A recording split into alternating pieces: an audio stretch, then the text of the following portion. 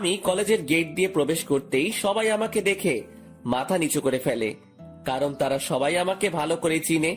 যে কলেজে ঘাটতেরা কেউ যদি থাকে সেটা হলাম আমি। তাই ভয়ে কেউ কখনো লাগতে আসে না। আর আমি এই পুরো কলেজে নিজের হুকুমত চালাই। আমার মুখের উপরে কথা বলবে এমন কোনো বাপের বেটা জন্ম নেয়নি এই কলেজে। ঠিক তখনই আমার ক্লোজ ফ্রেন্ড মামুনের সাথে দেখা হয়। পুরো কলেজে এই মামুন এই মাত্র একজন ব্যক্তি যে কিনা আমার সবচাইতে কাছের মানুষ। তার সাথেই আমার সমস্ত উঠা বসা। কি রে আকাশ, কখন আসলি? এই তো একটু আগে। তুই? আমি মাত্র এসেছি। আচ্ছা, সকালের মেডিসিন নিয়েছিস এখনো? আরে না রে, ঘর থেকে বের হয়ে সোজা কলেজ এসেছি। তুই নিয়েছিস নাকি মেডিসিন? আরে না, আমিও তোর মতন ঘর থেকে বের হয়ে সোজা কলেজেই এসেছি। আচ্ছা দাঁড়া, একজনকে দোকানে পাঠাচ্ছি। ঠিক তখনই পাশ দিয়ে একটা ছেলে হেঁটে যাচ্ছিল। এই এদিকে আয় তো। ছেলেটা আকাশের ডাক শুনে তাড়াতাড়ি আকাশের কাছে আসে। জি ভাইয়া। পকেট থেকে টাকা বের করে ছেলেটার হাতে ধরিয়ে দিলাম। যা তো সামনের দোকান থেকে 2টা বেনসন সিগারেট নিয়ে আয়। ভাইয়া প্লিজ টাকাটা আপনার কাছে রেখে দিন, আমি আমার টাকা নিয়ে আনতেছি। আরে লাগবে না, তুই টাকাটা নে। ভাইয়া প্লিজ আপনি টাকাটা রেখে দিলে অনেক খুশি হতাম। আচ্ছা ঠিক আছে, যা। তারপর ছেলেটা সিগারেট আনতে চলে গেল। মামুন এত সময় ধরে এই মেডিসিনের কথাই বলছিল। আচ্ছা বল, কিরকম হালচাল তোর? এই তো দোস্ত তোর। আমার আর কি, ওই একই রকম কাটে দিনকাল। আচ্ছা আকাশ, তোকে তো একটা কথা বলতে ভুলে গেছি। আজ নাকি কলেজে অনার্স প্রথম বর্ষের অ্যাডমিশন পরীক্ষা হবে। সেই বিষয়ে কি তুই কিছু জানিস? হ্যাঁ শুনেছিলাম। যাক, শুনলে তো ভালো, কারণ প্রথম সেকশনের অ্যাডমিশন হলে তো তোদেরকে কলেজের নিয়ম সম্পর্কে অনেক কিছু জানাতে হয়। সিনিয়রদেরকে রেসপেক্ট করার বিষয় সম্পর্কেও তাদেরকে অবগত করতে হয়। মামুন তুই মনে হয় এখনো সেই পুরনো দিনে পড়ে আছিস। শোন, তোকে একটা কথা বলি, কলেজে অ্যাডমিশন নিলেই বাকিদের মুখে আমাদের সম্পর্কে জেনে যাবে তারা। নিজেদের নাম ডাক ঢোল বাজিয়ে ওদেরকে জানানোর কোনো প্রয়োজন নেই। হ্যাঁ ঠিক বলেছিস। আসলে জিনিসটা আমার মাথায় ঘুরপাক খাচ্ছিল, কারণ গতবার নেতা মুজিবের ছোট ভাই এইসব নিয়ে কত ঝামেলাই না করলো। থাক বাদ দে এখন ওসব কথা। ছোট ভাই সিগারেট নিয়ে এসেছে। এই যে ভাইয়া আপনাদের সিগারেট। ধন্যবাদ ভাইয়া তোকে। আচ্ছা, কোনো সমস্যা হচ্ছে তোর কলেজে? ভাইয়া একটা ছেলের সাথে একটা কথা নিয়ে বাড়াবাড়ি হয়েছে, সে আমাকে মারার হুমকি দিছিল। কোন ডিপার্টমেন্টের সে? আমাদের ডিপার্টমেন্টের। এখন সোজা গিয়ে ওরে বলবি আকাশ ভাই তোরে ডাকতেছে। ওরে সাথে নিয়ে তুই সহ এখানে আসবি। আচ্ছা ভাইয়া। আমি আর মামুন বসে বসে আড্ডা দিচ্ছি। একটু পর ছেলেটা তার ডিপার্টমেন্টের ছেলেটাকে সঙ্গে করে নিয়ে আসে আমার কাছে। ছেলেটা মাথা নিচু করে দাঁড়ায় আছে। কিরে, তুই নাকি ওরে মারবি বলে হুমকি দিছিস? ছেলেটা চুপচাপ দাঁড়িয়ে আছে আকাশের সামনে। কিরে, কথা বলস না কেন? আমি যে তোকে কিছু জিজ্ঞেস করেছি সেটা কি তোর কানে যায় নাই? ভাই হ্যাঁ দিছিলাম হুমকি। ছেলেটার কথা শুনে রাগ উঠে গেল। আমি কলেজে থাকতে একজন আরেকজনকে মারার হুমকি দেয়। রাগটা আর কন্ট্রোল করতে পারলাম না, ঠাস করে একটা থাপ্পড় বসাই দিলাম ছেলেটার গালে। আজকের পর ওইসব চিন্তা মাথা থেকে ঝেড়ে ফেল। এই ছেলে আমার ছোট ভাইয়ের মতন, ওরে মারা তো দূরের কথা, ওসব নিয়েও যদি ভাবিস তাহলে সোজা উপরের টিকিট কাইটটা হাতে ধরাই দিব। ভাই আমার ভুল হয়ে গিয়েছে, আজকের পর কোনোদিন ওর সাথে ভেজাল করব না। শুধু ওর সাথে কেন, কারোর সাথেই করব না। হয়েছে, যা এবার ক্লাসে যা। আর ভাইয়া শোন, এই ছেলে যদি নেক্সট টাইম কোনো ধরনের কোনো কিছু করে তাহলে সোজা আয়শা আমারে বলবি। শুধু সে না, পুরো কলেজের কেউ যদি তোর সাথে আয়শা কোনো সমস্যা করে আমারে জানাবি। আর নে এই টাকাটা, বলে ছেলেটার হাতে একটা 100 টাকার নোট গুজে দিলাম। তুই আরেকদিন সিগারেট খাওয়াস, কিন্তু আজ যদি তোরে টাকা না দেই সেটা এক ধরনের ঘুষ হয়ে যাবে। তাই টাকাটা দিয়ে দিলাম, যা এবার মন দিয়ে ক্লাস কর। আচ্ছা ভাইয়া। ছেলেটা চলে গেল। আমি আর মামুন আবার কথা বলায় ব্যস্ত হয়ে গেলাম। আজও ক্লাস করব না। আমরা প্রায় সময় ক্লাস না করে দুজন কলেজের বাহিরে বসে আড্ডা দেই। দুজন মিলে আড্ডা দিচ্ছিলাম। ঠিক তখনই কলেজের ফার্স্ট ইয়ার অ্যাডমিশনের জন্য মানুষ আসা শুরু হয়ে গেল। সবাই নিজের গার্ডিয়ান নিয়ে এসেছে। অ্যাডমিশনের ইয়া লম্বা সিরিয়াল লেগে গেছে। প্রিন্সিপালের রুমের বাহিরে। সবাই কিন্তু অনলাইনেই অ্যাপ্লাই করেছে, কিন্তু আজ আসার কারণ হলো প্রথম দিনের ফর্মালিটিস পূরণ করা। প্রিন্সিপালই আজকে সবাইকে দেখা করতে বলেছে। আমরা তাদের দিকে খেয়াল না করে নিজেদের মতন আড্ডা দিচ্ছি। আড্ডা দিতে দিতে হঠাৎই নজর পড়লো একটা মেয়ের দিকে, যে কিনা ধবধবে একটা সাদা জামা পরিধান করে গুটি গুটি পায়ে হেঁটে প্রিন্সিপালের রুমের সামনে গিয়ে দাঁড়ালো, যেখানে সবাই দাঁড়িয়ে অপেক্ষা করছে প্রিন্সিপালের সাথে দেখা করার জন্য। মেয়েটাকে দেখে আমার ধ্যান তার দিকে আটকে গিয়েছে। কিরে, এই মেয়েটাকে তো আগে কখনো কলেজে দেখিনি। নতুন বর্ষে হয়তো অ্যাডমিশন নিতে এসেছে সে, কিন্তু তার গার্ডিয়ান কোথায়? সবাই নিজের গার্ডিয়ান নিয়ে এসেছে, কিন্তু সে একাই কেন এলো?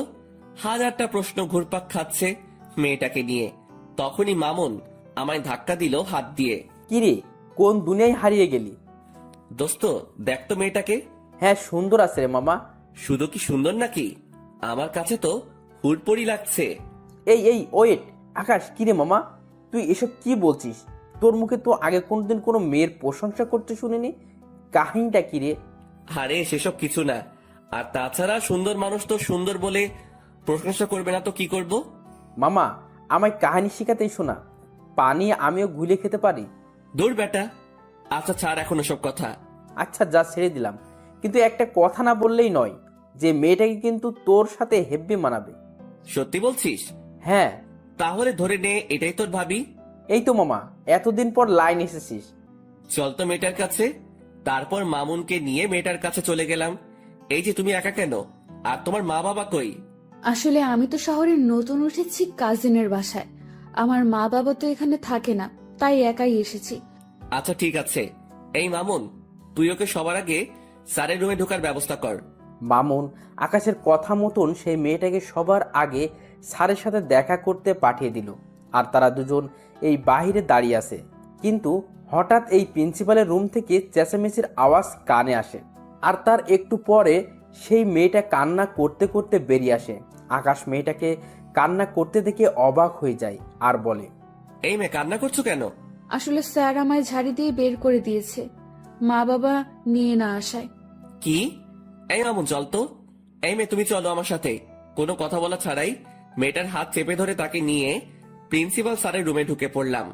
প্রিন্সিপাল স্যার আমায় দেখে বলল, কি হয়েছে আকাশ, হঠাৎ এমন তেড়ে ফুড়ে আমার রুমে প্রবেশ করলে যে? স্যার, এই মেয়েটাকে ঝাড়ি কেন দিছেন আপনি?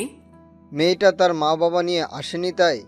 ওর সমস্ত কিছু ওকে করেন, ওর গার্জিয়ান আমি। আকাশ, কি সব বলছো তুমি? কি কথা একবার বললে কানে শুনতে পান না মনে হয়? না কানের পর্দা পরিষ্কার করার ব্যবস্থা করব? আকাশ, তুমি এমন বেয়াদবের মতো আচরণ কেন করছো? প্রিন্সিপালের কথাটা শুনে মেজাজ খারাপ হয়ে গেল। আর আমার একবার মেজাজ খারাপ বা রাগ উঠলে শরীর নিজের কন্ট্রোলের বাহিরে চলে যায়। হুট করে গিয়ে প্রিন্সিপালের কলার চেপে ধরলাম। এই বেটা স্যার, এই মেয়ের সমস্ত কিছু ওকে কর, না হয় তোকেই আমি ওকে করে দিব। মনে রাখবি, এই মেয়ে আমার কিছু লাগে। আকাশের কথা শুনে প্রিন্সিপাল স্যার ঘাবড়ে যায়। আর তার থেকে বড় কথা, আকাশের রাগ দেখে মেয়েটা আকাশের হাত ভয়ে পিছন থেকে চেপে ধরে। আচ্ছা আচ্ছা, করছি আমি। প্লিজ তুমি আমার কলারটা ছেড়ে দাও। ঠিক আছে, আজকের মতন বেঁচে গেলি। তবে হ্যাঁ, একটা কথা, মেয়েটার যাতে কোনো রকমের সমস্যা না হয় এই কলেজে, তাহলে কিন্তু বেয়াদবির লিমিট আমি পার করে দিব। না না, মেয়েটার কোনো সমস্যা হবে না কলেজে। মেয়েটাও আকাশকে ছেড়ে দেয়। হ্যাঁ চললাম আমি। আর এই মেয়ে, তোমার নামটা কি জানো? আমার নাম দিয়া। মাশাআল্লাহ, অনেক সুন্দর নাম। তোমার সমস্ত কিছু স্যার ওকে করে দিবে। তুমি কাজ শেষ করে একটু বাহিরে এসে দেখা করো আমার সাথে। আচ্ছা। আমি আর মামুন বাহিরে চলে আসলাম। তার একটু পরই মেয়েটা কাজ শেষ করে বাহিরে আসলো। তাকে ইশারা করে আমার কাছে আসতে বললাম। সে আমার কাছে আসতেই কেমন যেন একটা পাগল করা স্মেল নাকে ভেসে আসলো। সাথে সাথে মেয়েটাকে টান দিয়ে নিজের কাছে নিয়ে আসলাম আর হুট করেই তার কপালে একটা চুমু এঁকে দিলাম। এই দৃশ্য দেখে মেয়েটা আর মামুন দুজনেই হা করে তাকিয়ে আছে আমার দিকে। আমি আর মামুন বাহিরে চলে আসলাম। তার একটু পরই মেয়েটা কাজ শেষ করে বাহিরে আসলো। তাকে ইশারা করে আমার কাছে আসতে বললাম। সে আমার কাছে আসতেই কেমন যেন একটা পাগল করা স্মেল নাকে ভেসে আসলো। সাথে সাথে মেয়েটাকে টান দিয়ে নিজের কাছে নিয়ে আসলাম আর হুট করেই তার কপালে একটা চুমু এঁকে দিলাম। এই দৃশ্য দেখে মেয়েটা আর মামুন দুজনেই হা করে তাকিয়ে আছে আমার দিকে। লজ্জায় পড়ে গেলাম দুজনের সামনে। আরে আকাশ, টেনশন নিস না, আমি কিছুই দেখিনি। মামুনের কথা না হয় বাদ দিলাম, কিন্তু মেয়েটাকে কি বলবো এখন আমি? তাও কিছু তো একটা বলতে হবে। আসলে দিয়া সরি, আমি কোনো একটা মোহে পড়ে গিয়েছিলাম। দিয়া আকাশের কথার কোনো উত্তর না দিয়ে চুপচাপ দাঁড়িয়ে আছে। দিয়া তুমি কি রাগ করলে? না, রাগ করিনি। তাহলে ঠিক আছে, দেখে আমার পাশে বসো। দিয়া আমার কথা মতন আমার পাশে এসে বসলো। আমার ভিতরে কিছু একটা প্রবল গতিতে দৌড়াদৌড়ি করছে, কিন্তু কি সেটা বুঝে উঠতে পারছি না। তবে ভিতরে যত কিছুই হোক না কেন, উপরে আমি পুরোপুরি ফিট। আচ্ছা দিয়া, তোমার বাসা কোথায়? আমার বাসা গ্রামে। আমি পড়াশোনার জন্য আমার এক আত্মীয়ের বাসায় উঠেছি। ও, যাক ভালোই। তবে শোনো, কলেজে কোনো ঝামেলা হলে আমায় জানাবে। না হয় আমার নাম বললেই সব ঝামেলা মিটে যাবে। কিন্তু তুমি আমার নাম জানো তো? জি জানি, আপনার নাম আকাশ। প্রিন্সিপাল স্যার তখন আপনার নাম বলায় জেনেছি। হ্যাঁ, আমার নাম আকাশ। আচ্ছা স্যার কবে থেকে কলেজে আসতে বলেছে? আগামীকাল থেকে। ঠিক আছে, সময় মতো চলে এসো। আর আমার নাম্বারটা দিচ্ছি, কোনো সময় দরকার হলে আমায় ফোন করো। আচ্ছা, এবার কি আমি যাব? হ্যাঁ যাও। মেয়েটা আমার থেকে নাম্বারটা নিয়ে সোজা চলে গেল। আমি মেয়েটা চলে যাওয়ার দিকে এক নজরে তাকিয়ে আছি, কিন্তু অবাক করা বিষয় ঘটলো যখনই আমি মামুনের দিকে তাকালাম। তখন মামুন আমার দিকে চোখ পাকিয়ে তাকিয়ে আছে। কিরে মামুন, আবার কি হলো? আকাশ, মেয়েটা এই অল্প সময়ের মাঝেই তোর ভিতরে শক্ত করে গেঁথে গিয়েছে মনে হচ্ছে। জানি না রে কিছু আমি। না জানিস বললে তো আর হয় না, কারণ নিজের চোখেই সব দেখলাম। যেই ছেলে কোনোদিন কোনো মেয়েকে পাত্তা দেয় না, সে আজকে একটা মেয়েকে চুমু পর্যন্ত খেয়ে ফেলেছে। শুধু তাই নয়, মেয়েটার ভালো মন্দের খোঁজ নেওয়া হচ্ছে আবার। আরে মামুন, কি শুরু করলি বলতো? হ্যাঁ, সত্যি বললে মানুষ যেতে যায়। থাক, আর কিছু বলবো না। হ্যাঁ, তুই আর কিছু না বলাই ভালো। মামুন চুপ হয়ে গেল, আর তখনই পকেটে থাকা ফোনটা বেজে ওঠে। ফোনটা হাতে নিয়ে দেখি ছোট ভাই আরাফাতের ফোন। সাথে সাথে ফোনটা রিসিভ করলাম। কিরে, হঠাৎ এই সময় ফোন দিলি যে? কিছু হয়েছে নাকি? না ভাই, তেমন কিছু না, তবে বিশাল একটা জিনিস হাতে লেগেছে। কি? ভাই, যেই ছেলেগুলো আপনাকে মারতে এসেছে তারা মাস্তান নামক একটা গ্যাংয়ের ছেলেপেলে। কিন্তু অবাক করা বিষয় হলো, কেউ তাদেরকে হায়ার করেছে আপনাকে মারার জন্য। আর যে হায়ার করেছে সে একটা মেয়ে। আমি সেই মেয়েটা সম্পর্কে খোঁজ লাগিয়েছি, কিন্তু কোনো খবরেই বের করতে পারিনি। তবু এইটুকু বের করতে পেরেছি, মেয়েটা নাকি অনেক বড় মাফিয়া, যার ধরাছোঁয়ার কাছে যেতে হলেও নাকি 1000 বছর লেগে যাবে। আরাফাতের মুখে এসব কথা শুনে থতমত খেয়ে গেলাম। হঠাৎ একটা মেয়ে আমায় মারার জন্য উঠে পড়ে কেন লেগেছে? আমি তো কারোর তেমন কোনো ক্ষতি করিনি। আচ্ছা ঠিক আছে, আমি দেখছি সেসব বিষয় নিয়ে। আচ্ছা ভাই। আর ওইদিকে ছেলেপেলের কি খবর? হ্যাঁ ভাই, ভালোই। যাক, ভালো হলেই ভালো। আচ্ছা শোন, এখন ফোনটা রাখলাম, পরে কথা বলবো। নে তোর সাথে আমি। তারপর ফোনটা রেখে দিলাম। ফোন রাখতেই মামুন জিজ্ঞেস করলো, কি রে, কি হয়েছে রে? আরে আরাফাত খবর দিল আমায় যে ছেলেগুলো মারতে এসেছিল তাদেরকে নাকি কে কন্টাক্ট দিয়েছে, আর যে কন্টাক্ট দিয়েছে সে নাকি একটা মেয়ে। কি সাংঘাতিক ব্যাপার বাপরে। আচ্ছা বাদ দে এখন ওসব কথা, আর চল এখান থেকে যাওয়া যাক। হ্যাঁ চল, আমিও বাসায় যাব। তারপর দুজন সেখান থেকে উঠে গেলাম। দুজনেই দুজনের বাসার জন্য রওনা হয়েছি। দেখতে দেখতে বাসায় পৌঁছে গেলাম। বাসায় এসে কিছু কাপড় চোপড় অপরিষ্কার ছিল, সেসব ধুয়ে মুছে শুকাতে দিলাম। তারপর খেয়ে দিয়ে ঘুমিয়ে পড়লাম। বিকেল বেলায় ঘুম থেকে উঠে কাপড়গুলো এনে লন্ড্রিতে পাঠিয়ে দিলাম। এমন টুকিটাকি কাজ করতে করতে দিনটা কেটে গেল।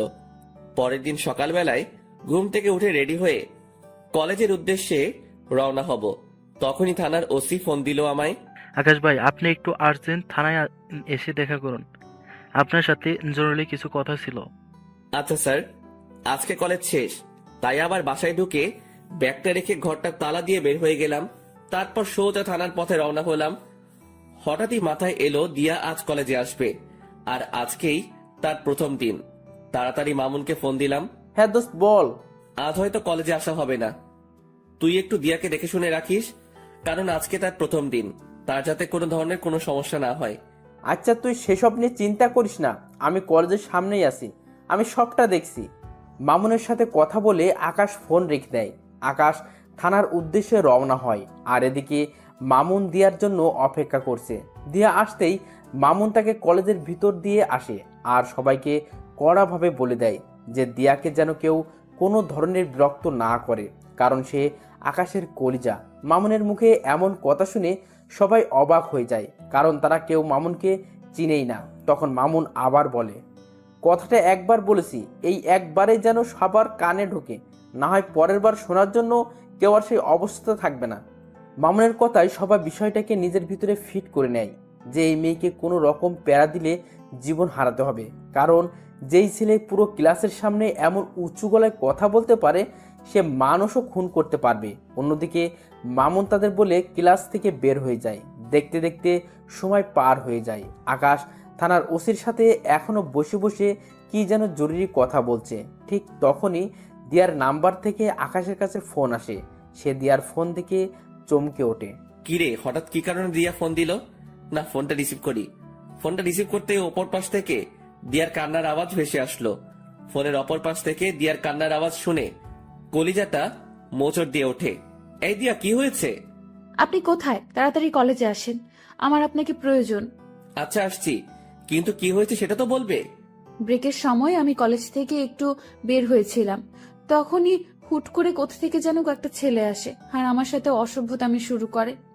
শুধু তাই নয়, সেখানে একটা ছেলে আমার ওড়নায় টান দিয়ে ধরে বলে আমার শরীর নাকি তার চাই। দিয়ার মুখে এই সমস্ত কথা শুনে পায়ের রক্ত মাথায় উঠে যায়। সাথে সাথে ওসির সামনে থেকে উঠে হাঁটা দিলাম। আকাশ ভাই, কোথায় যাচ্ছেন আপনি?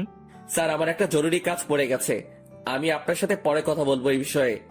সাথে সাথে ওসি স্যারের সেখান থেকে বের হয়ে জলদি কলেজের উদ্দেশ্যে রওনা হলাম। আর যেতে যেতে মামুনকে ফোন দিলাম। হ্যালো মামুন। আরে আকাশ, আমি এখনই তোকে ফোন দিতাম। দিয়াকে নাকি কিছু ছেলে উত্ত্যক্ত করছে কলেজের বাইরে। তো তুই কোথায় ছিলি? আরে তুই তো জানিসই, এই যে তুই কলেজে না থাকলে আমার ভালো লাগে না, তাই আমি দিয়াকে তার ক্লাসে ঢুকে দিয়ে সবাইকে তার বিষয়ে বলে দিয়েছি। পরে আমি কলেজ থেকে বের হয়ে যাই, আর কলেজ থেকে বের হওয়ার আগে একটা ছোট ভাইকে বলেও দিয়ে এসেছিলাম যাতে করে দিয়ার কোনো সমস্যা না হয়, আর সেই আমাকে ফোন দিয়ে সেই সব ছেলের কথা বলল। আচ্ছা, তুই যেখানে আছিস না কেন তাড়াতাড়ি কলেজে আয়, আমিও আসছি। তারপর ফোনটা রেখে দিয়ে সোজা কলেজে পৌঁছাতে দেখি মামুনও গাড়ি থেকে নামছে মাত্র। তাড়াতাড়ি গাড়ি থেকে নেমে মামুনকে নিয়ে কলেজের ভিতরে চলে গেলাম। ঠিক তখনই মামুনের ঠিক করা সেই ছোট্ট ভাইটা এসে বলল, ভাইয়া, ছেলেগুলো নাকি আপুর সাথে অনেক অসভ্যতম করেছে। তুই চিনিস সেই ছেলেগুলোকে? আসলে ভাইয়া, আমি তখন সেখানে ছিলাম না, তাই তাদেরকে দেখিনি। আচ্ছা, দিয়া কোথায়? ওই যে ভাইয়া, দিয়া আপু প্রিন্সিপালের রুমে বসে কান্না করছে। আমি এবং প্রিন্সিপাল স্যার অনেকবার আপুকে জিজ্ঞাসা করেছি ছেলেগুলোর ব্যাপারে, কিন্তু আপু কোনো কিছু বলছে না, শুধু বসে বসে কান্না করছেন। মাথার রক্ত পুরো টকবক করছে। তাড়াতাড়ি প্রিন্সিপাল স্যারের রুমে চলে গেলাম। সেখানে গিয়ে দেখি দিয়া বসে বসে কান্না করছে। সে আমাকে দেখতে পেয়ে দৌড়ে এসে আমায় জড়িয়ে ধরে ফুপিয়ে কান্না করে দিল। এই দিয়া, প্লিজ শান্ত হও, আমি এসে গেছি। তুমি কি ওই ছেলেগুলোকে চিনো? দিয়া ফুপাতে ফুপাতে আকাশকে বলে, না, আমি চিনি না। আচ্ছা, শুধু এইটুকু বলো যে ছেলেগুলো তোমার সাথে অমনটা করে কোন দিকে গিয়েছে? তারা আমার সাথে অসভ্যতামি করে কলেজের ভেতরেই ঢুকেছে। দিয়ার কথা শুনে বুঝতে বাকি রইল না যে ছেলেগুলো আমার কলেজের এই ছেলে পেলে। দিয়া, তুমি তাদেরকে দেখলে চিনতে পারবে তো? হ্যাঁ। এই মামুন, কলেজের গেটটা আটকে দিয়ে আয়। আর দিয়া, তুমি আমার সাথে চলো। দিয়াকে সাথে নিয়ে প্রতিটা ক্লাসের ছেলে পেলেকে দেখাতে লাগলাম। পুরো কলেজের ক্লাস করা বন্ধ হয়ে গিয়েছে আমার জন্য। দিয়াকে সাথে নিয়ে সমস্ত সেকশন ঘুরতে লাগলাম। ঘুরতে ঘুরতে অনার্স দ্বিতীয় বর্ষের কক্ষে ঢুকতে দিয়া আমাকে আঙুল দিয়ে দেখিয়ে দিল ওই যে ছেলেপেলেগুলো। নিজেকে আর কন্ট্রোল করতে পারলাম না, সাথে সাথে গিয়ে সব কয়টা ছেলেপেলেকে কলার ধরে ক্লাসরুমের বাহিরে নিয়ে আসলাম। মামুন দুইটাকে ধরে নিয়ে এসেছে। আমি নিচ থেকে আসার সময় কাঠের একটা টুকরো নিয়ে উঠেছিলাম হাতে করে, সেটা দিয়ে এলোপাতাড়ি মারতে শুরু করলাম সব কয়টা ছেলেকে। সারা কলেজ পুরো থমকে গিয়েছে আমার মাইক দেখে। মারতে মারতে ছেলেগুলোকে আধমরা করে ফেলেছি। সব কয়টার হাত মুখ ফেটে রক্ত পড়ছে, কিন্তু আমার রাগ যেন কোনোভাবে থামছে না। আমি মেরেই চলেছি ছেলেগুলোকে। আর অন্যদিকে ছেলেগুলো সারের মতন চেঁচাচ্ছে আর মাপ চাচ্ছে। ভাই আমাদের ভুল হয়ে গিয়েছিল। তোদের ভুলের গুষ্টি মারি বলে ধ্রাম করে এক বাড়ি দিয়ে একটাকে বেহুশ বানিয়ে ফেললাম। আর ঠিক সেই সময় কলেজের স্যাররা এসে পিছন থেকে আমায় ঝাপটে জড়িয়ে ধরলো আর বলতে লাগলো, আকাশ প্লিজ তুমি ছেড়ে দাও ছেলেগুলোকে। কে শুনে কার কথা? আমার কলিজায় তারা আঘাত করেছে, তাদেরকে তো আজকে আমি ছাড়ছি না। আমার মায়ের রেশ এখনো মিটেনি, কিন্তু স্যাররা আমায় পেঁচিয়ে ধরায় আমি আর মারতে পারছি না। তাই এক ঝাটকা দিয়ে স্যারদের থেকে নিজেকে ছাড়িয়ে নিলাম, তারপর আবার মারতে শুরু করলাম। সবাই আমার রাগ দেখে ভয় কাতর হয়ে আছে। স্যাররাও আমায় আটকাতে না পেরে ভয়ে আমার থেকে দূরে সরে যায়। আর ঠিক সেই সময় দিয়া এসে সবার সামনে আমাকে জড়িয়ে ধরে, আর আমি সাথে সাথে শান্ত হয়ে যাই। স্যাররা সবাই দিয়ার কাণ্ড দেখে অবাক হয়ে তাকিয়ে আছে দিয়ার দিকে, যে কে এই মেয়ে, যে আকাশকে কিনা আমরা অনেকেই মিলে থামাতে পারলাম না, আর সেখানে এই মেয়েটাকে ধরা মাত্রই সে সমস্ত রাগ মাটিতে ফেলে দিল। কেউ যেন কিছু বুঝে উঠতে পারছে না, সবাই অবাক দৃষ্টিতে দিয়ার দিকে তাকিয়ে আছে। তখনই দিয়া বলে ওঠে, এই আকাশ, আপনি প্লিজ শান্ত হন আর ওদেরকে ছেড়ে দিন, না হয়তো মরে যাবে ওরা। আচ্ছা ঠিক আছে যাও, ছেড়ে দিলাম। কিন্তু সবাইকে একটা জিনিস জানানোর আছে।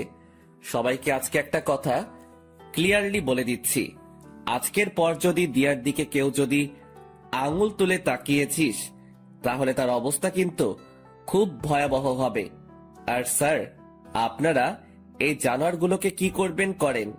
আকাশ দেখো ছেলেগুলো যা করছে অনেক জঘন্য কাজ করেছে, তাই তাদেরকে আমরা কলেজ থেকে বের করে দিব। আর তুমি দয়া করে নিজের রাগকে একটু দমানোর ট্রাই করো। হ্যাঁ মানছি তোমার অনেক নাম ডাক আছে, আর তুমি কলেজের জন্য অনেক বড় একটা ভূমিকা পালন করো। তুমি না থাকলে হয়তো আমাদের কলেজের দাঙ্গা ফাসাদ সেগুলো লেগেই থাকতো। শুধু তাই নয়, অন্যান্য কলেজের ছেলেপেলেরাও আগে এসে এই কলেজের ছেলেদের সাথে ঝামেলা করতো, কিন্তু তুমি আসার পর তা আর হয় না। তবে একটা জিনিস তোমার মাথায় রাখতে হবে, যে এই কলেজের শিক্ষক যারা আছেন তারা তোমার গুরুজন, তাই সেই বিষয়টা একটু খেয়াল রাখিও। জি স্যার, সেটা খেয়াল রাখবো। তবে একটা জিনিসই আমার মাথায় কাজ করে না, যে এই ছেলেগুলো আমাদের কলেজের ছেলে হয়েও তারা এই কলেজের স্টুডেন্টের সাথে অসভ্যতাম করে। শুধু অসভ্যতা বললে ভুল হবে, তারা নোংরামি করে। কত বড় বুকের পাটা তাদের। আকাশ, এই বাজে আচরণের জন্যই আমরা তাদেরকে বের করে দিব। জি স্যার, ফয়সালা আপনাদের। আর আমি দুঃখিত স্যার, কলেজের পরিবেশটাকে খারাপ করার জন্য। আপনারা প্লিজ আবার ক্লাস নেওয়া শুরু করেন, আর স্টুডেন্ট ভাইরা সবাই যে যার ক্লাসে চলে যান। আমার কথা শুনে সবাই সবার মতন ক্লাসে চলে গেল, কিন্তু দিয়া আমার সাথে দাঁড়িয়ে আছে। এই দিয়া, ক্লাস করবে না তুমি? না, আমি ক্লাস করব না। তো কি করবে? আপনার সাথে থাকবো আর গল্প করব। আচ্ছা ঠিক আছে। তারপর দিয়াকে নিয়ে নিচে চলে গেলাম। নিচে বলতে আমি আর মামুন রোজ যেখানে বসে আড্ডা দেই সেখানে নিয়ে গেলাম দিয়াকে। দিয়া আমার কাঁধে মাথা রেখে চুপচাপ আমার পাশে বসে আছে। আমার ভিতরে কেমন যেন এক ধরনের তুফান বইছে। একটু আগে দিয়ার জন্য ছেলেগুলোকে কি মারটাই না মারলাম, নিজেকে প্রেমিক পুরুষ মনে হচ্ছে। তবে যাই হই হব, আগে মেডিসিন খেয়ে নেই। মামুন, সিগারেট দে তো, থাকলে একটা। এখন সিগারেট খাবি তুই? হ্যাঁ, কোনো সমস্যা? না, এই নে সিগারেট, আর আমি একটু আসছি।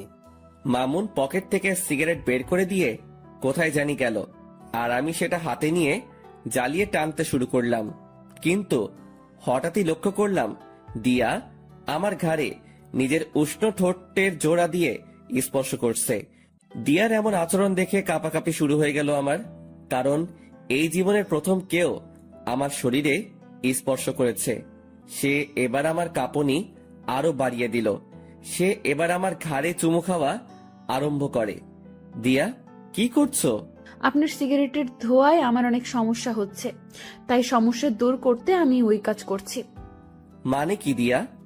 মানে হলো আপনার ওই সিগারেটের ধোঁয়া আমাকে যন্ত্রণা দিচ্ছে, তাই আমি সেই যন্ত্রণা থেকে মুক্তি পেতে আপনার ঘাড়ে স্পর্শ করছি।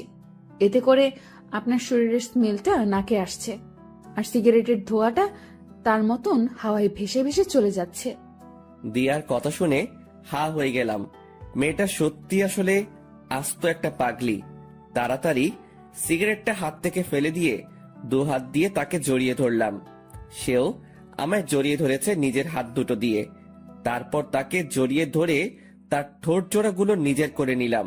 তৎক্ষণাৎ মনে পড়ল আমি কলেজের গণ্ডিতে দাঁড়িয়ে আছি। সাথে সাথে দিয়াকে ছেড়ে দিলাম। আর ঠিক সেই সময় মামুন আমাদের দিকেই আসে।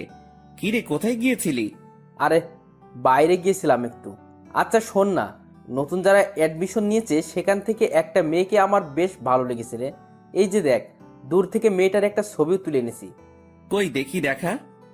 মামুন ফোনটা এগিয়ে দিয়ে সেই মেয়েটাকে দেখাচ্ছে।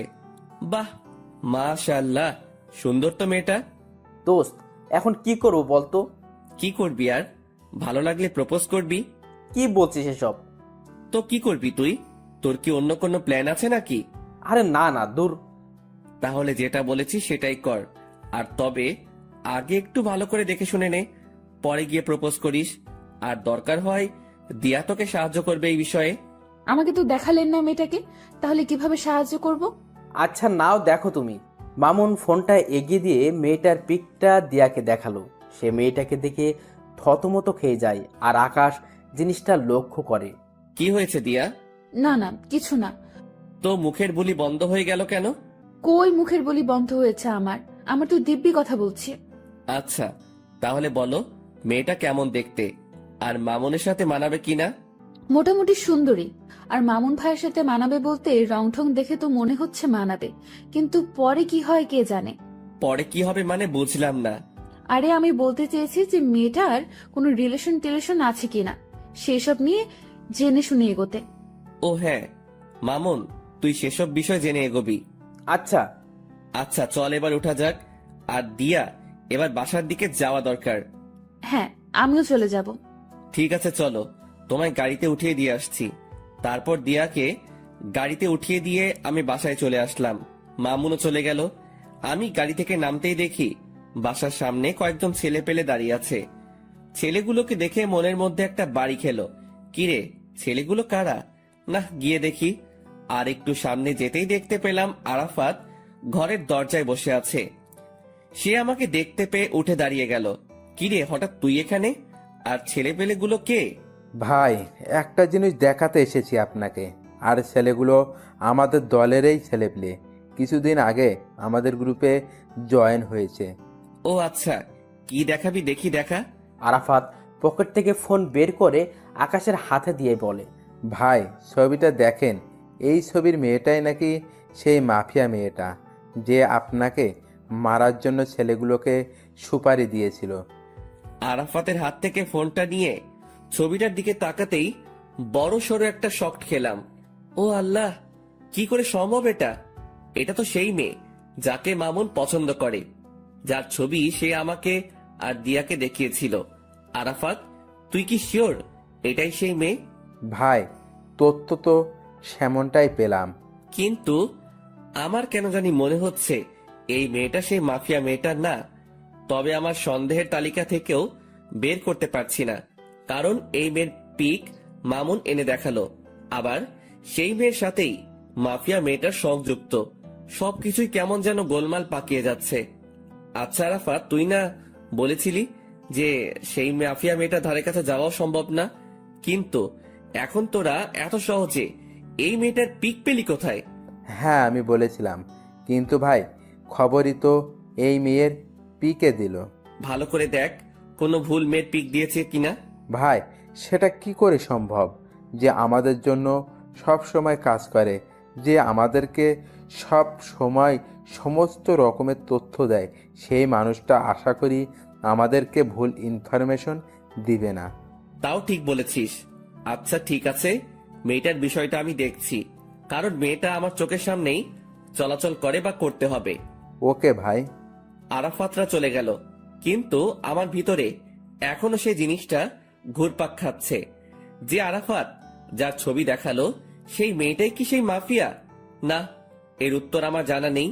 তবে একটা জিনিস বলতে পারি যে এই মেয়েটাই যদি সেই মাফিয়া হয় তাহলে মামুনকে সতর্ক করতে হবে আমার। কিন্তু সে না কোনো আবার ভুল বুঝে বসে। দূর, কিছুই যেন ভাবতে পারছি না। আর যা হবে পরে দেখা যাবে। আগে নিজের মাথা ঠান্ডা করি, তারপর বাসায় ঢুকে বিছানায় গা এলিয়ে দিলাম। সাথে সাথে ঘুম চলে আসে। গোসল, খাওয়া দাওয়া সমস্ত কিছুই রসাতলে গিয়েছে। এক ঘুমে বিকাল হয়ে গেল। ঘুম থেকে উঠে ফ্রেশ হয়ে নিলাম, তারপর গায়ে শার্ট লাগিয়ে বাসা থেকে বের হয়ে গেলাম। আর বের হওয়ার সময় মামুনকে ফোন দিয়ে পার্কে আসতে বললাম। তারপর আমি বাসা থেকে বের হয়ে সোজা পার্কে চলে গেলাম। সেখানে গিয়ে দেখি মামুন আগে থেকেই হাজির। কি রে, তুই কখন এলি? আরে একটু আগেই আসলাম। আচ্ছা মামুন, তোর যে মেয়েটাকে ভালো লেগেছে তার সম্পর্কে কিছু জানিস কি? আরে না, তেমন কিছু জানি না, তবে তার নাম আর তার বিষয়ে টুকটাক কিছু জানতে পেরেছি। মেয়েটার নাম হলো ফাহা, আর সে নাকি অনেক চুপচাপ স্বভাবের একটা মানুষ। কোনো ছেলের সাথে নাকি সে মিশে না। আর তার এই জিনিসটাই আমার সবচাইতে বেশি ভালো লেগেছে। তার নামটা যেমন সুন্দর, তার চাল চলনও তেমন সুন্দর। আমার যে করেই হোক ফাহাকে চাই, ওকেই আমি নিজের বউ বানাবো। মামুনের কথা শুনে কিছু বলার মতন ভাষা খুঁজে পাচ্ছি না, কারণ ওর বিষয়ে যা জানি তা মামুনকে বললে তার মন খারাপ হয়ে যাবে। আর তাছাড়া সে আমায় ভুলও বুঝতে পারে যে তার ভালো আমার সহ্য হয় না। না, ওকে এখন কিছুই বলা যাবে না, কারণ এখনো পুরোপুরি শিওর না যে সেই মেয়েকে। আগে আরো পাকাপোক্ত ভাবে শিওর হয়ে নেই, পরে না হয় মামুনকে জানাবো। আচ্ছা শোন, যাই করিস না কেন ভেবে চিন্তে করবি। হ্যাঁ, সেটা তো করবই। আচ্ছা চল, চা বা কফি কিছু খাওয়া যাক। হ্যাঁ চল। মামুনের সাথে একটা কফি শপে গেলাম। পরে সেখানে বসে কফি খেতে খেতে অনেকটা সময় আড্ডা দিলাম। পরে ঘরে চলে এসেছি। তারপর নিত্যদিনের ন্যায় সেদিনটাও কাটিয়ে দিলাম ঘরের মাঝে। পরের দিন সকালবেলা ঘুম থেকে উঠে কলেজে চলে গেলাম। আজ নিয়ত করেছি ক্লাস করব, তাই সেই মোতাবেক ব্যাগে বই নিয়ে কলেজে এসেছি। ঠিক তখনই মামুনের দেখানো সেই মেয়েটা আমার চোখের সামনে দিয়ে হেঁটে তার ক্লাসরুমে চলে গেল। আমি তার দিকে বাঁকা চোখে তাকিয়ে আছি, দেখছি কোন রকম কিছু চোখে পড়ে কিনা, কিন্তু কিছুই পড়ল না। তবে একটা জিনিস নোটিশে করেছি, মেয়েটা কেমন যেন স্বাভাবিক না। মানুষ হাঁটাচলা করলে আশেপাশে একটু হলেও দেখে, কিন্তু তার নজর ছিল একদম মাটির দিকে। মেয়েটাকে নিয়ে মনের ভিতরে একটা কৌতূহল জাগলো, তাকে নিয়েই ভাবছিলাম। ঠিক তখনই দিয়া এসে আমাকে হাতের আঙ্গুল দিয়ে খোঁচা দেয়। এই যে মশাই, কি করছেন? আর এত গভীর মনোযোগ দিয়ে কি ভাবছিলেন? আরে না, তেমন কিছু না, এমনি দাঁড়িয়ে আছি। আচ্ছা তুমি কখন এলে? এই তো এক্ষুনি। আপনি? আমি একটু আগে এসেছি। আচ্ছা শোনো, তোমায় একটা দায়িত্ব দিলে সেটা পালন করতে পারবে? কি দায়িত্ব? তুমি মামুনের পছন্দ করা মেয়েটার দিকে নজর রাখো তো, যে সে কি করে বা তার আচার আচরণ কেমন। হঠাৎ ওই মেয়েকে নিয়ে আপনার চিন্তার মাত্রা বাড়লো কেন শুনি? আরে মামুন আসলে মেয়েটাকে অনেক ভালোবেসে ফেলেছে, তাই তার বিষয়ে একটু ভালো মন্দ জানার জন্য তোমায় বললাম আর কি। কারণ আমি চাই না আমার বন্ধু কোনো খারাপ মেয়ের সাথে রিলেশনে যাক। আরে সে তো খারাপ না। মানে তার বিষয়ে তুমি কি করে জানলে? আসলে হয়েছে যে মেয়েটার চলাচল দেখে খারাপ মনে হয়নি, সেটা বলতে চেয়েছিলাম। দিয়ার কথা শুনে কেমন যেন একটা খটকা লাগলো। আচ্ছা তাও খবর নাও, আর এখন গিয়ে সোজা ক্লাসে মন দিবে। আর একটা কথা, আমি যেন কখনো তোমায় কোনো ছেলের সাথে হাসি ঠাট্টা করে কথা বলতে না দেখি। বারে, হাসি ঠাট্টা করলে কি হবে? কারণ তুই খালি আমার সাথে হাসি ঠাট্টা করবি। কেন? আমি আপনার সাথে কেন হাসি ঠাট্টা করতে যাব? কারণ তুই আমার। ইস, আমায় কি নিজের নামে রেজিস্ট্রি করে রেখেছেন নাকি? মেয়েটার কথা শুনে মেজাজটা খারাপ হওয়ার উপক্রম হচ্ছে। হ্যাঁ, তোকে আমি নিজের নামে রেজিস্ট্রি করে নিয়েছি, আর এখনো করব বলে এক টান দিয়ে দিয়াকে নিজের বাহুডরে নিয়ে নিলাম। তারপর তার সমস্ত মুখমণ্ডলে চুমু খেতে লাগলাম। চুমু খেতে খেতে তার ঠোঁটে এসে আটকিয়েছি। হঠাৎই সে আমার থেকে নিজেকে ছাড়িয়ে নিল। আই, পাগল হয়ে গেছেন আপনি? মানুষের সামনে এমন আচরণ কেউ করে? আমি করি, কারণ তুই খালি আমার। আচ্ছা ঠিক আছে, আমি না হয় আপনার, কিন্তু মানুষজন দেখলে কি ভাববে বলুন তো? কে কি ভাববে সেসব নিয়ে আমার কোনো মাথা ব্যথা নাই। আমার মাথা ব্যথা হচ্ছে তোমাকে নিয়ে। তুমি কোনো ঝামেলা না করলেই হয়।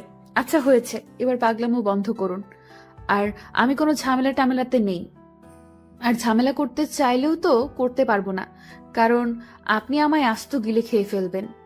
শুধু গিলে খাবো না, সেদিন একদম জোর করে তোকে নিজের করে নিব। দুনিয়ার মহলে আর আসতে দিব না। বাপ রে বাপ, কি সিরিয়াস টাইপ মানুষ আপনি। হ্যাঁ, আমি অনেক সিরিয়াস। আচ্ছা, এবার ক্লাসে যাও। অনেকটা সময় নষ্ট হয়েছে কথা বলে। তোমার ক্লাসও হয়তো শুরু হয়ে গিয়েছে। ঠিক আছে, যাচ্ছি। দিয়া ক্লাসে চলে গেল, আর অন্যদিকে আমি আমার মতন ক্লাসে চলে এলাম। সবাই আমাকে ক্লাসে দেখে চুপচাপ হয়ে গেল। আমার ক্লাসের স্যার এখনো আসেনি। আমি স্বাভাবিকভাবে একটা টেবিলের উপরে বসে পড়লাম। তার কিছু সময় পর মামুন আসলো। সে এসে আমার পাশে বসলো। দুজন একটু কথা বলে স্যারের জন্য অপেক্ষা করছি। কিছুক্ষণ পর অপেক্ষার প্রহর কাটলো। স্যার ক্লাসে আসলো, এসে ক্লাস নিতে শুরু করলো। আজ অনেক কয়টা ক্লাস করেছি, আর মাত্র 1 ঘন্টা বাকি। এই মামুন, আজকের মতো ক্লাস এখানেই শেষ রে। আজকে আর ক্লাস করব না। আচ্ছা চল, আমিও বেরিয়ে যাব। শেষ ঘন্টা না করে মামুনের সাথে বেরিয়ে গেলাম। ক্লাস থেকে বের হয়ে মামুনকে বললাম, মামুন চল তো, দিয়ার ক্লাস থেকে ঘুরে আসি। হ্যাঁ চল, এই সুযোগে আমি ফাহাকে দেখতে পারবো। মামুনকে নিয়ে দিয়ার ক্লাসে চলে গেলাম। দিয়া আমাকে দেখতেই ক্লাস না করে সকলের সামনে ব্যাগ হাতে নিয়ে চলে গেল। এই দিয়া ক্লাস করবে না? না, আমি আর ক্লাস করব না। এই মেয়ে, আর 1 ঘন্টা আছে খালি ক্লাস শেষ হতে। ক্লাসটা শেষ করে বের হও একদম। দিয়া হঠাৎ করেই সকলের সামনে চেঁচিয়ে ওঠে। এই যে আমি বলেছি না যে আমি আর ক্লাস করব না। এই দিয়া, এতটা হাইপার হচ্ছ কেন তুমি? কারণ আমার এখন আর ক্লাস করতে ইচ্ছে করছে না, কিন্তু আপনি আমাকে ক্লাস করতে জোর করছেন, তাই হাইপার হয়েছি। তো কি করবে এখন? কি করব আর, আপনার সাথে বসে বসে ভালো কিছু মুহূর্ত কাটাবো। দিয়ার কথা শুনে ভিতরে লাড্ডু ফুটেছে মতন অবস্থা। আচ্ছা ঠিক আছে, দিয়াকে নিয়ে আমাদের বসার অবস্থানে চলে এলাম। মামুনও আমাদের সাথে এসেছে। দোস্ত, মেয়েটাকে দেখতে পেলি? না রে, তাকে তো ক্লাসের কোথাও দেখিনি। কারণ সে আপনারা আসার 1 ঘন্টা আগে ক্লাস থেকে বেরিয়ে গিয়েছি। ও আচ্ছা, কিন্তু কোথায় গিয়েছে? কে জানে কোথায় গিয়েছে, হয়তো বাসায় যাবে গেলে, না হয়তো কলেজেই থাকবে। কিন্তু তাকে তো আমরা কলেজের বাইরে দেখতে পাইনি। তাহলে হয়তো বাসায় চলে গিয়েছে। হ্যাঁ, সেটাই হবে হয়তো। মামুন ফাহাকে দেখতে না পেয়ে মন খারাপ করে ফেলে। আরে মামুন, তুই মন খারাপ করিস না। ভালোবাসার মানুষ কখনো এত সহজে ধরা দেয় না। দেখবি একসময় তুই ঠিকই তাকে নিজের করে পাবি। জানি না রে কি আছে কপালে, তবে মেয়েটা আমার কলিজার গেথে গিয়েছে। মামুনকে কি বলে সান্ত্বনা দিব জানি না, তবে মন থেকে খালি দোয়া এটাই করি যে সেই মেয়েটা যেন ভালো হয়, আর মামুনের সাথে যেন তার সমস্ত কিছুই সঠিকভাবে হয়। কিন্তু বর্তমানে মামুনের চেহারাটা পুরো আধার হয়ে আছে। ওকে সান্ত্বনা দেওয়ার মতন ভাষা খুঁজে পাচ্ছি না। তখনই মামুন বলে ওঠে, আকাশ, তোরা থাক, আমি বাসায় চলে গেলাম। আচ্ছা ঠিক আছে, চল আমরাও আজকে বাসায় চলে যাব। কিন্তু শোন, কালকে সেই মেয়েটা কলেজে আসলে আমি তোর বিষয়টা দেখব। তুই ভালো করে জানিস যে আজ পর্যন্ত কোনো কাজে আমি ফেল হইনি, সো তোর ব্যাপারেও হব না। ধন্যবাদ বন্ধু। তারপর সবাই সবার মতন বাসায় এসে গেলাম। দিয়াকে তার বাসায় পাঠিয়ে দিয়ে মামুন আর আমি যে যার মতন চলে গেলাম। এদিকে আমি বাসায় আসতেই দরজার নিচে একটা খাম চোখে পড়লো। কে যেন একটা খাম আমার দরজার নিচে রেখে গেছে। কৌতূহল করে সেটা হাতে উঠালাম। সেটা হাতে নিয়ে বুঝতে পারলাম খামটার ভিতরে কোনো একটা কিছু আছে। তারপর খামটা খুলতেই দেখি ভাঁজ করা একটা সাদা কাগজ। কৌতূহলটা যেন আরো বেড়ে গেল। কাগজের ভাঁজটা খুলে দেখি কিছু লেখা আছে কাগজটাতে। কোনো কিছু না ভেবে লেখাটা পড়তে শুরু করলাম। আপনি যাকে আপন ভাবছেন সে আপন নয়। মনে রাখবেন, বিকেল বেলায় সূর্য মেঘের আবরণে ঢেকে গেলে পরের সকালে সেই সূর্যই আবার নতুন রূপে আকাশে উদিত হয়। তারপর আর কিছু লেখা নেই। লেখাটা পড়ে আমার ভিতরটা মোচড় দিয়ে উঠল, কারণ লেখাটা আমায় কি ইঙ্গিত করতে চাইছে তা আমি বুঝে ফেলেছি। তাড়াতাড়ি কাগজটা ভাঁজ করে পকেটে রেখে দিলাম।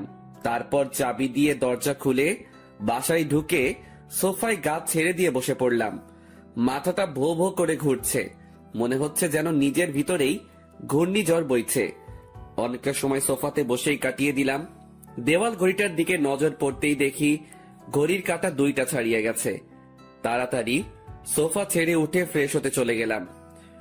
কিছুক্ষণ পর ফ্রেশ হয়ে ওয়াশরুম থেকে ফিরে আসলাম। তারপর খাবার খেতে খেতে মাথায় আসলো আরাফাতের কথা। যেই ভাবা সেই কাজ। তাড়াতাড়ি খাওয়া দাওয়া সেরে আরাফাতকে ফোন লাগিয়েছি। হ্যাঁ ভাই, বলেন। শোনো, আমার কেন জানি মনে হচ্ছে মাফিয়া মেয়েটা আমার খুব নিকটে।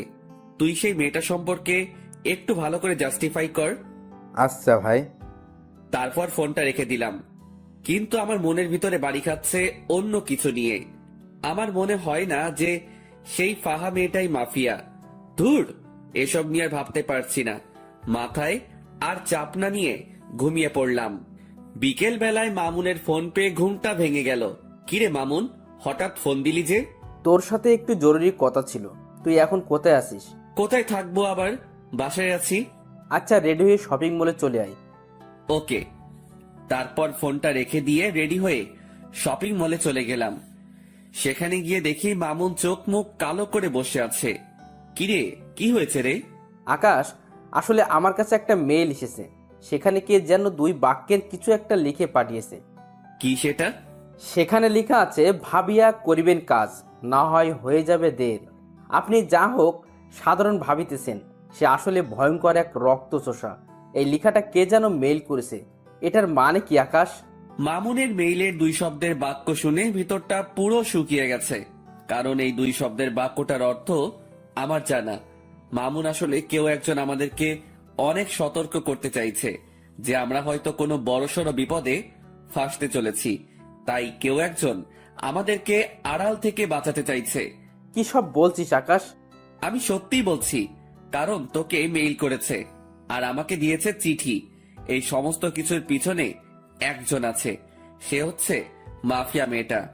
আর সেই মাফিয়া মেয়েটাই হয়তো আমাদের আশেপাশে ঘুরঘুর করছে আমাদেরকে মারার জন্য। আর আমরা তাকে ভালো মনে করে তার সাথে চলাফেরা করছি।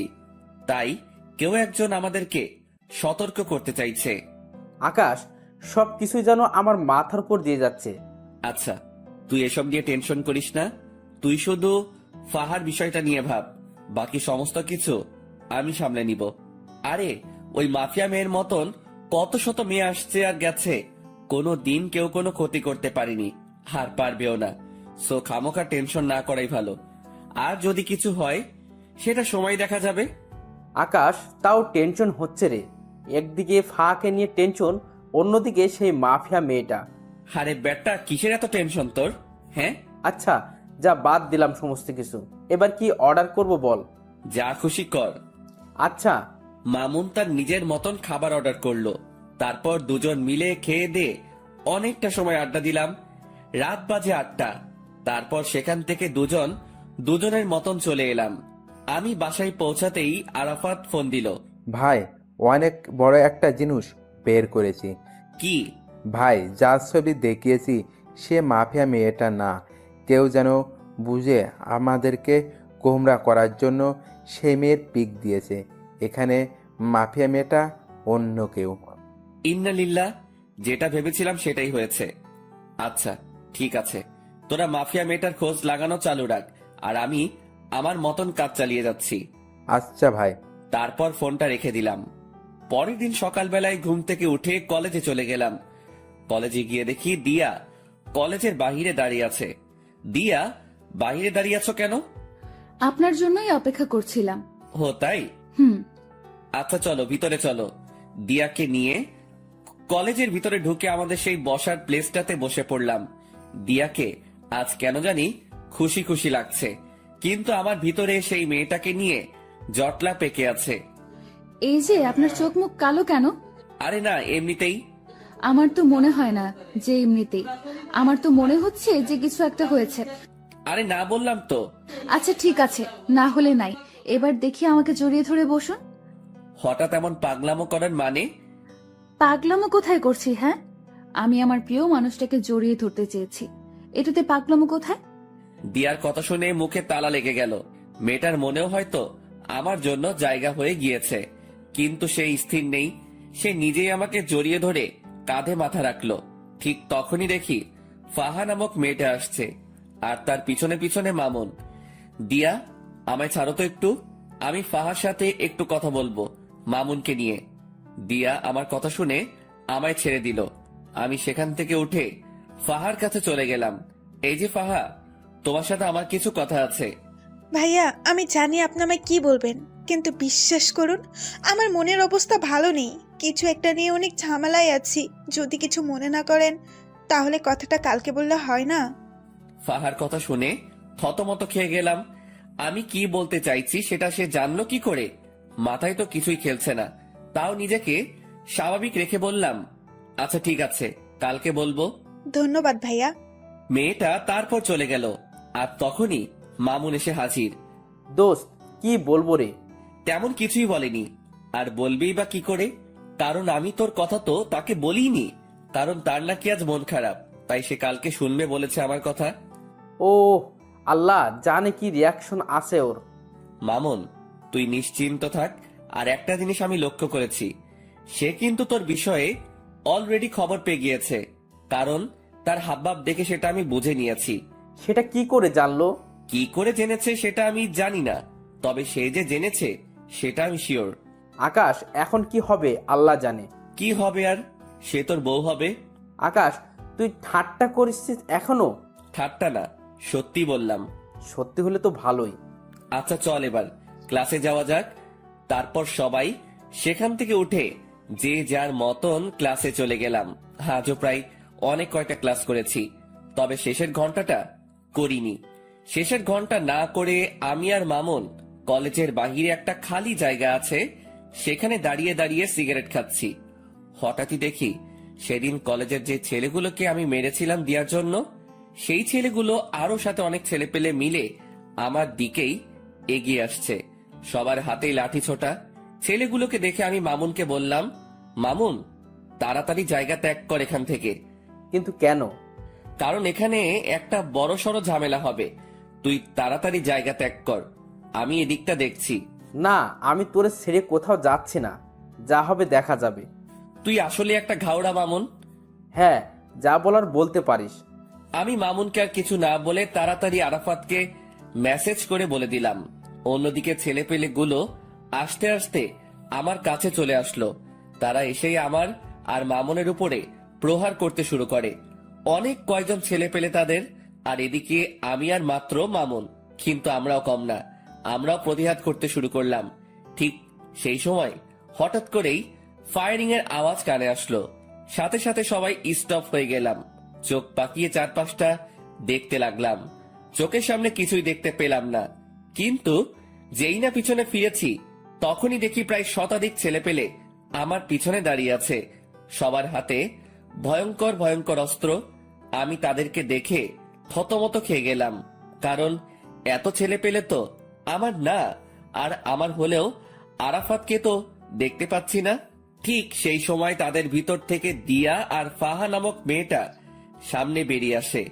এই দৃশ্য দেখে পায়ের নিচ থেকে যেন মাটি সরে গিয়েছে আমার।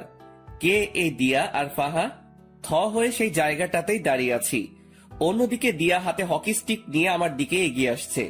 দিয়ার কর্মকাণ্ড দেখে ভিতরটা যেন মরুভূমির মতন শুকিয়ে গেছে। দিয়া আকাশের দিকে এগিয়ে যাচ্ছে হাতে হকি স্টিক নিয়ে। দিয়ার কাণ্ড দেখে আকাশের 12টা অলরেডি বেজে গিয়েছে, কিন্তু তবুও সে নিজেকে স্ট্রং রাখার ট্রাই করেছে। দিয়া হকি স্টিক হাতে নিয়ে আকাশের শরীরে দ্রাম করে এক বাড়ি বসিয়ে দেয়, আর আকাশ সাথে সাথে চোখ অফ করে ফেলে। কিন্তু দিয়া বাড়িটা আকাশকে না মেরে মাটিতে মারে।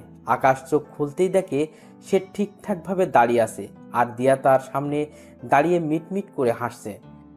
কিরে পাগল, ভয় পেয়েছো বুঝি? আকাশের মুখ দিয়ে কোনো কথাই বের হচ্ছে না, সে রোবটের মতন দাঁড়িয়ে আছে।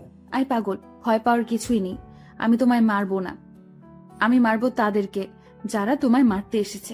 তারপর দিয়া সেই লাঠিটা নিয়ে সেই ছেলেগুলোকে উড়োধুড়ো মারতে শুরু করে। ছেলেপিলেগুলোকে দিয়ার এত বিশাল দলবল দেখে প্রতিঘাত করার মতন দুঃসাহসও করতে পারছে না। দিয়া সব কয়টা ছেলেকে মারতে মারতে তাদের অবস্থা 12টা বাজিয়ে দেয়। সব কয়টা ছেলে রক্তাক্ত অবস্থায় মাটিতে পড়ে আছে। দিয়া আজ যেন কোনো হিংস্র পশুর রূপ নিয়েছে। আর অন্যদিকে সবাই দিয়ার দিকে চোখ বড় বড় করে তাকিয়ে আছে, বিশেষ করে আকাশ, যে কিনা আগের দিয়ার সাথে এখনের দিয়াকে কোনোভাবেই মিলাতে পারছে না। সে শান্তশিষ্ট একটা মেয়ে হিসেবে দিয়াকে চিনত, আর সেই দিয়াই কিনা ভয়ঙ্কর রূপ নিয়ে সামনে চলে এলো। দিয়ার এমন রূপ দেখে তার মনের ভিতর খালি একটা জিনিস এই বাড়ি খাচ্ছে, যে এই দিয়া কে। আর ঠিক সেই সময় এই দিয়া ছেলেগুলোকে মেরে রক্তাক্ত অবস্থায় সে আকাশের সামনে দাঁড়ায়। অপরদিকে ঠিক একই সময়ে আকাশের ছেলেপিলে চলে আসে। তারপর ছেলেপেলেকে দেখে আকাশের বুকে একটু সাহস আসে, যদিও সে একা লড়াই করতে ভয় পায় না। কিন্তু এখানে তো লড়াই না, সে কারোর ভয়ঙ্কর রূপ দেখেছে। আকাশের নীরবতা দেখে দিয়া বলে ওঠে, কি হলো, এতটা ঘাবড়ে আছো কেন? দিয়া, কে তুমি? জানতে চাও কে আমি? হ্যাঁ। আমি সেই মাফিয়া যেই কিনা তোমায় মারার জন্য লোক পাঠিয়েছিলাম।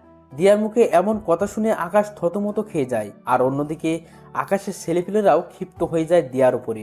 দিয়ার মুখে এইসব কথা শুনে আরাফাত বলে ওঠে, ভাই, এদের সব কয়টা কাজ এখানেই মেরে দাফন করে দিব। আই ছেলে, এই ভুল ধারণা করতে যাস না। আমায় মারতে এসে উল্টো তোরাই মারা পড়বি। দিয়া, তাহলে আমার সাথে এভাবে ছলনা করার মানে কি? যদি আমাকে মারারই হতো তাহলে এভাবে ছলনা না করে আমায় মেরে ফেললেই পারতে। আই ছেলে, একদম চুপ। তোর ওই মুখে যেন আর একটা বাজে কথাও না শুনি। আর আমি এখন কি বলি সেটা মন দিয়ে শোন। হ্যাঁ, আমি তোকে মারতে চেয়েছিলাম, কারণ আন্ডারওয়ার্ল্ডের মাফিয়ার সাথে নাকি তুই বাড়াবাড়ি করেছিস। আর তাছাড়া দেশের অনেক কজন নেতাও নাকি তোর জন্য কিছু করতে পারে না, তাই তারা সবাই মিলে প্ল্যান করে তোকে মেরে ফেলার। তাই আমাকে পাঠিয়েছে তোকে মারার জন্য। কিন্তু আমি জানি যে তোর অনেক ক্ষমতা আছে। তুইও চাইলে আমার সাথে বরাবরের মতন টক্কর দিতে পারিস বা আমায় মেরেও ফেলতে পারিস ব্যতিক্রম হলে। কিন্তু আমি এমন কোনো ঝামেলাই চাই না, কারণ আমি যেদিন প্রথম কলেজে আসি সেদিন তুই আমার চোখের পানি মুছে দিয়ে আমার কপালে চুমু খেয়েছিস। আমি যেদিন এই কলেজে আসি সেদিন তুই আমার জন্য স্যারের সাথে লড়াই করেছিস। শুধু তাই নয়, তুই আমার জন্য আরো অনেক কিছুই করেছিস। তোর জন্য সেদিন আমি ন্যায় বিচার পেয়েছি। তুই আমার জন্য সেই ছেলেগুলোকে মেরেছিস। তো আমি মানুষটা তোর সাথে বেইমানি করি কি করে? তবে হ্যাঁ, আমি তো বললাম যে তোকে আমি মারতে চেয়েছি, কিন্তু সেটা তোকে না জেনে শুনে। কিন্তু আমি যখন জানতে পেরেছি যে আমার জন্য যে দুনিয়ার সমস্ত প্রকার সমস্যার মুখোমুখি হতে পারে আমি তাকে মারতে চলেছি, সেদিন আমি এই সমস্ত কিছু বাতিল করে দিই। কারণ তুই মানুষটাকে মারা আমার পক্ষে সম্ভব না, কারণ এমন একটা মানুষকে আমি কখনোই মারতে পারবো না। আর মারতে পারবো কি করে? আমিও যে তোকে ভালোবেসে ফেলেছি, আর ভালোবাসার মানুষকে কি কেউ মারে নাকি? দিয়ার কথা শুনে 1000 ভোল্টের একটা শক খেলাম। দিয়ার কথাগুলো শুনে যেন আমার সমস্ত শরীর পাথরের রূপ ধারণ করে নিয়েছে। এত বড় ঝাটকা আমি এই জীবনে প্রথম খেলাম। কি হলো, কথা বলছো না যে? দিয়া, তুমি কি সত্যি বলছো এসব? হ্যাঁ বাবা, আমি সত্যিই বলছি। আমি আমার কলিজার গায়ে কোনো দিনও হাত দিব না। দিয়ার কথা শুনে নিজেকে আর স্থির রাখতে পারলাম না। সাথে সাথে এক টান দিয়ে দিয়াকে নিজের বুকে নিয়ে নিলাম। শক্ত করে জড়িয়ে ধরে রেখেছি দিয়াকে। দিয়াও আমার বুকে মাথা রেখে চুপটি করে পড়ে আছে বুকের মাঝে, আর অপরদিকে আমার চোখ জোড়া দিয়ে টুপটুপ করে পানি পড়ছে। দিয়া আমার চোখ থেকে অশ্রু পড়তে দেখে বলে, আই আকাশ, প্লিজ কান্না করিও না। তুমি কান্না করলে আমার ভালো লাগবে বলো? দিয়া, এটা তো সুখের কান্না। দিয়ার কথা শুনে সবাই অবাক হয়ে যায়। ঠিক তখনই ফাহা নামক মেয়েটা আকাশ আর দিয়ার দিকে এগিয়ে আসে আর বলে, ম্যাম, আমি একটা ভুল করে ফেলেছি। কি ভুল? ম্যাম, আমি আপনার অগোচরে একটা কাজ করেছি। যেটা হলো, আমি যখন জানতে পারি আপনি যাকে মারতে এসেছেন সে এই লক্ষ্মী ভাইয়াটা, তখন আমি ওনাকে সতর্ক করার জন্য ওনার বাসায় কয়েকটা চিঠি দেই, যাতে করে তিনি সতর্ক হয়ে যায় আর আপনার হাত থেকে বেঁচে যায়। কিন্তু আমি জানতাম না যে আপনি ওনাকে ভালোবাসেন আর মারার প্ল্যান বাতিল করেছেন। কি, তুই আমার লোক হয়ে ওর পক্ষ নিয়েছিস এতদিন? ম্যাম সরি, আসলে বিশ্বাস করুন ভাইয়াটা মানুষের ভালো করতে গিয়ে বড় বড় নেতাদের কাছে খারাপ হয়েছে। শুধু তাই নয়, ওনার জন্য এই কলেজে কোনো নারী ঘটিত সমস্যা হয় না। আমি যখন ওনার এসব কর্মকাণ্ড সম্পর্কে জেনেছি বা দেখেছি, তখন তিনাকে আর সাপোর্ট না করে পারলাম না। ফাহা, তুই আমার সাথে বেইমানি করার ফলস্বরূপ মৃত্যু ডিজার্ভ করিস, কিন্তু এই জন্য তোকে মারলাম না বা বেঁচে গেলি। যে তুই যাই করিস না কেন, সবটাই আমার প্রিয় মানুষের জন্য করেছিস। ম্যাম প্লিজ, আপনি আমার উপরে রাগ করে থাকবেন না। না, তোর উপরে আমার কোনো রাগ নেই, কিন্তু একটা অর্ডার পালন করতে হবে আমার। কি সেটা ম্যাম? আমার কলিজার একজন বন্ধু আছে যার নাম মামুন। ওই যে ভাইটা দাঁড়িয়ে আছে, উনি তোকে ভালোবাসে। ম্যাম সেটা আমি আগেই জেনেছি। তাহলে আর দেরি কিসের? যা গিয়ে সবকিছু ঠিকঠাক করে নে। দিয়ার কথা শুনে ফাহা লজ্জায় লাল হয়ে আছে। এই যে লজ্জা পাওয়ার কিছুই নেই, যা বলেছি গিয়ে সেটা কর। আর আপনারা সবাই যে যার মতন চলে যান। যাদেরকে মেরেছি তারা এইভাবে পচে মরুক। আকাশ, তুমিও তোমার ছেলে পেলেকে চলে যেতে বলো। আচ্ছা। এই আরাফাত, তোরা সবাই চলে যা, তোদের সাথে আমার পরে কথা হবে। আচ্ছা ভাই। তারপর সবাই সবার মতন চলে যায়। আকাশের ছেলেপিলেরাও চলে যায়, আর অন্যদিকে দিয়ার কথা মতন তার লোকেরাও চলে যায়। আর এদিকে আকাশ দিয়াকে নিয়ে কলেজের ভিতরে প্রবেশ করে। তারপর তাদের বসার স্থানে গিয়ে দুজন মিলে বসে বসে গল্প করতে শুরু করে। এই যে আকাশ সাহেব, আমি না সরি, আপনাকে আমার সমস্ত সত্যি আগেই বলা উচিত ছিল। দিয়ার কথা শুনে আবারও থতমত খেয়ে গেলাম, কারণ মেয়েটা মিনিটে মিনিটে তার রূপ পরিবর্তন করছে। এই দিয়া, তুমি না একটু আগে আমায় তুই আর তুমি বলে ডাকছিলে, কিন্তু হঠাৎ করে আপনিতে চলে আসলে কেন? আরে বলেছি না যে আমি আপনার আগে সেই দিয়া হয়ে যাব, তাই আপনি করে বলছি। এই পাগলি মেয়ে, তার একদম কোনো দরকার নেই। হ্যাঁ, তুমি আগের মতন হয়ে যাও, কিন্তু তুমি বলেই ডাকো, কারণ তোমার মুখে আপনি থেকে তুমি শুনতেই বেশি ভালো লাগে। তাই বুঝি? তাই। আচ্ছা দিয়া, তোমায় একটা কথা বলি। হ্যাঁ বলো। তুমি যে আমায় মারতে এসে মারলে না, এতে কি তোমার ক্ষতি করবে না ওরা, যারা তোমায় আমাকে মারার জন্য ঠিক করেছে? ইস, বললেই হলো নাকি? ওরা কি জানে যে আমার কলিজার কত পাওয়ার? ওরা কি জানে যে আমায় মারতে হলে তাদেরকে বিশাল একটা শক্তিশালী বটগাছ কাটতে হবে, যে বটগাছটা আমাকে ভালোবাসাতেই বেষ্টন করে রেখেছে? দিয়ার কথা শুনে শরীরটা নাড়া দিয়ে উঠল খুশিতে। দিয়া, সত্যি তোমাকে পেয়ে আমি অনেক খুশি। আমিও তোমাকে পেয়ে অনেক খুশি। দিয়া আর আকাশ কথা বলছে নিজেদের মতন। ঠিক সেই সময় মামুন আর ফাহা মিটমিট করে হাসতে হাসতে তাদের দিকে এগিয়ে আসে। কি রে বেটা মামুন, ফাহাকে পেয়ে আজ অনেক খুশি মনে হচ্ছে? হ্যাঁ রে দোস্ত, আজকে আমি অনেক খুশি। যাক, তোর খুশিতেই আমরা খুশি। আচ্ছা আয়, সবাই মিলে একসাথে বসে আড্ডা দেই। তারপর সবাই মিলে আড্ডা দিতে থাকে। এই আড্ডার মাঝেই কেটে গেল একটা বছর। আজ আকাশ আর মামুনের গ্র্যাজুয়েশন কমপ্লিট হয়েছে। দিয়া আর ফাহা খুশিতে আত্মহারা যে তাদের প্রিয় মানুষগুলো গ্র্যাজুয়েশন কমপ্লিট করছে। ঠিক সেই জায়গাটাতেই বসেই আর সবাই মিলে আড্ডা দিচ্ছে। এই বসাতেই আকাশ আর মামুন তাদের প্রিয় মানুষকে বিয়ে করে নেওয়ার প্ল্যান সাজিয়ে ফেলে। আগামী সপ্তাহে তাদের বিয়ে। দুই বন্ধুই একই দিনে বিয়ে করবে। দেখতে দেখতে বিয়ের দিন চলে আসে। দিয়ার পরিবার থেকে তার মা আসে, যিনি কিনা দিয়ার পরিবার, তার পরিবার আর কেউ নেই। অপরদিকে ফাহার পরিবার থেকে তার মা আর মামা আসে বিয়েতে। তার পরিবারও অনেক ছোট। মামার বিয়ে হয়ে গেছে, তিনি বউ নিয়ে আলাদা থাকেন। আর ফাহার আম্মু একাই থাকেন। আগে ফাহাও একসাথে থাকতো, কিন্তু তাদের পরিবারের অবস্থা খারাপ হওয়ায় ফাহা দিয়ার সাথে যোগ দেয়। আর দিয়াও পরিবারের চালাতে এই পন্থা অবলম্বন করে। দেখতে দেখতে দুই বন্ধুর বিয়ে হয়ে যায়। এদিকে বিয়ের সমস্ত কাজ সম্পন্ন হওয়ার পর আকাশ বাসর ঘরের সামনে দাঁড়িয়ে আছে। তারপর দরজা খুলে ভিতরে ঢুকে সে ভিতরে ঢুকে দেখতে পায় সারা বাড়ি অন্ধকার। সে দিয়াকে ডাক দেয়, কিন্তু দিয়া কোনো সারা শব্দ করে না।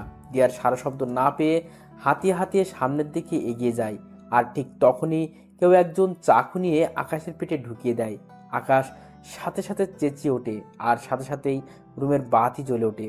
Happy birthday to you my dear কলিজা। অবাক হয়ে গেলাম রুমের অবস্থা দেখে, কারণ রুমটা পরিপূর্ণভাবে সাজানো, আর সামনে দিয়া, ফাহা, মামুন সবাই কেক নিয়ে দাঁড়িয়ে আছে। এই পাগল, ভয় পেয়েছো বুঝি? আমার পেটে কে যেন ছুরি ঢুকিয়ে দিয়েছে। আরে পাগল, ওটা খেলনা ছুরি ছিল। কি? বলে দিয়া, আর বাকি সবাই হেসে দেয়। দিয়া, তুমি আমার বার্থডে সম্পর্কে জানো কি করে? ও মা, এটা কি কথা? যাকে ভালোবাসি তার জন্মদিন সম্পর্কে জানবো না, এটা কি করে হয়? দিয়ার কথা শুনে খুশিতে আত্মহারা হয়ে গেলাম। এতটাই আত্মহারা হয়েছি যে দিয়াকে সবার সামনে জড়িয়ে ধরে কিস করে শুরু করলাম।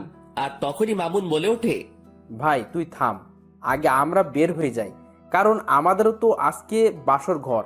পরে তুই যা করার করিস। যা ভাগ ফাহাকে নিয়ে।